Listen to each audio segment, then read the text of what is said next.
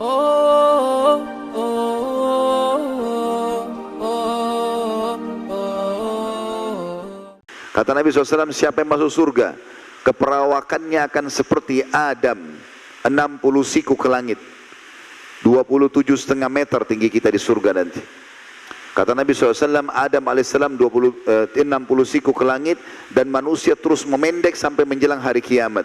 Tapi hari kiamat nanti di kebangkitan kita akan dibangkitkan sama dengan tingginya Adam AS.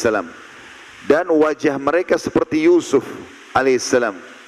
Yang kata Nabi SAW, Yusuf AS telah diberikan sepertiga kegagahan dunia.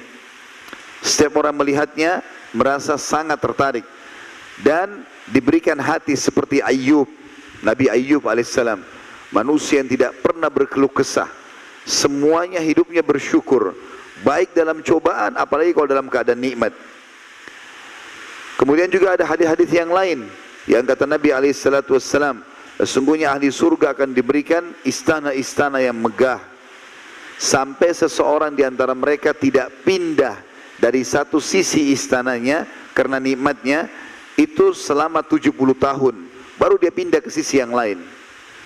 Dia akan diberikan dayang-dayang. Kata Nabi SAW, ahli surga yang paling rendah akan diberikan pelayan 10.000 orang.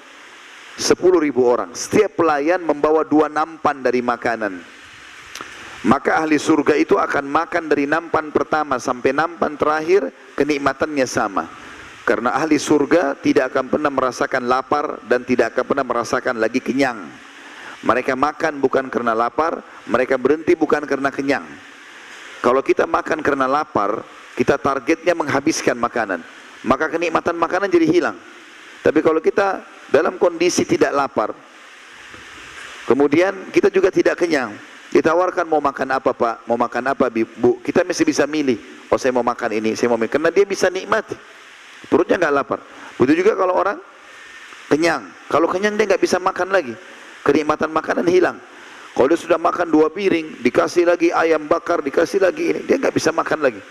Maka ahli surga, kata Nabi SAW, makan dari nampan pertama sampai nampan terakhir, semuanya kenikmatannya sama.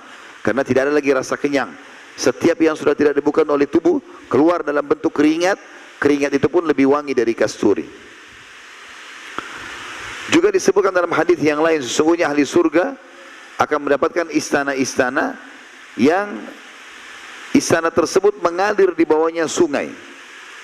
Dalam banyak ayat Al-Quran tentang surga dikatakan tajri min tahtihal anhar, mengalir di bawahnya sungai. Tapi jangan dibayangkan seperti sungai kita ini, karena disebutkan oleh Ibnu Abbas radhiyallahu anhu, sungai-sungai di surga bukan seperti yang kalian bayangkan, tapi air yang mengalir tidak menyentuh tanah dan tidak tertumpah ke sana sini, sehingga dia berada di atas sana.